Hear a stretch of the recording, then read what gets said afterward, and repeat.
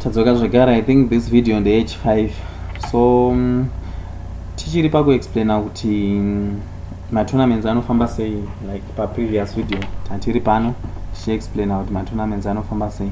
Ukauya ukaclicka this tournament ukati switch to tournament like apa woti join tournament apa unenge wajoina wakutoparticipate mutournament iyoyi. Iyi yasarwa ne 2 days 6 hours ne 14 minutes kuti inge ichipera.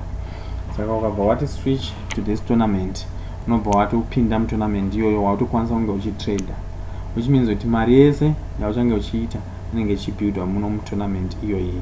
Apa pachinoitika ndechekuti izvezvi uchipinda mune 24,347 participants.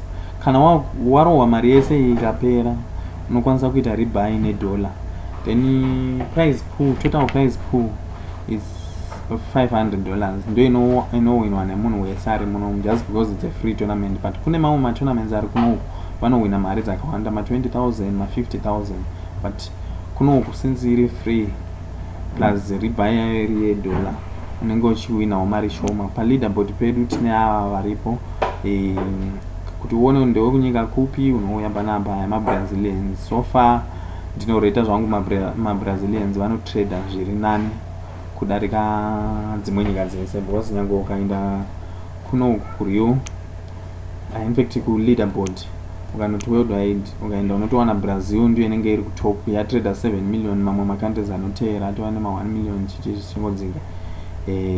Kwedu kuAfrica tine South Africa inenge iri nani muAfrica. Then tiri ipapo taona kuti number 1 wedu ndeuyo ane 541,187 araise this much from $100, atena $100 to 541,000, which means kuti ndiye ari pa1st position achawana $240. ndiyo yaanozosenderwa muaccount make inenge yakuapia pano pakanzi Rio. As soon as tournament ichipera inenge ichibuda panapa pakanzi Rio, anenge akukwanisa kutowithdraw nekuishandisa even kutrader futi kuti awana another 5,000.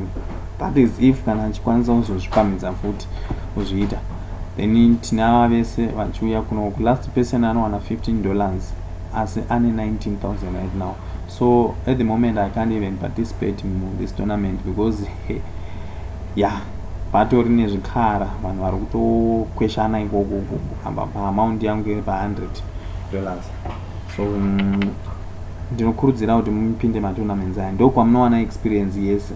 Kuriwo account uku munofa nema-emotions, saka chimbodzidzirai using tournament. Right, why ndashandisirwa zita rekuti Anthony M. Ndinokwanisa kunochinja this name kana ndikaenda kuaccount yangu kuno ukuku.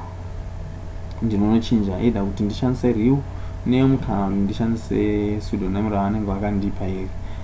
Handichanzoziva, rega ndigozocheka kuti ndinochinja nepapi, but you can change the name kuti ushandise real name rako. Inapa vangondisira refake iri rakanzi Anthony M.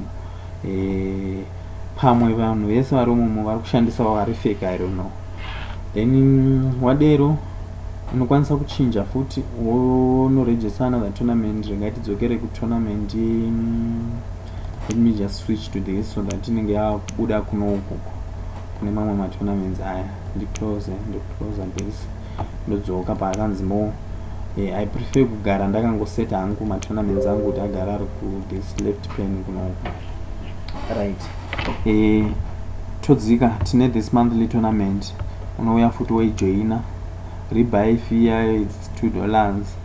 Iri kupera musi wa31 December. This tournament inopera musi wa31 December, yakatenga musi wa30 November.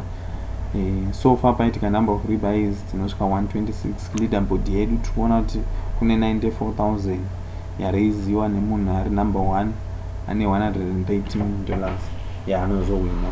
The last person is number 30 anowina $21. Saka ndinongokurudzira kuti mupractice nematournaments aya, since uchigona kungozoita luck kuti unowana mari yako, wosenderwawo mari yako, wowanawo capital yekustatisa kutrader. You can trade even usina mari. Ukawina this tournament watawana mari yekutangisa. Saka ngatirege kuzvipa ma-excuses ekutambura kwedu, tikwanise kunge tichitsvagawo mari nenzira dzakasiyana siyana. So far ndapedza nezvematournaments. I think let's proceed kuzvinhu zviri important apa pachingava chimwe chiri important ndechipe. Okay, let me close panapa ndichidzoka ndichikuratidzai how to trade apa ndichida kungoexplaina matournaments kuti akamira sei.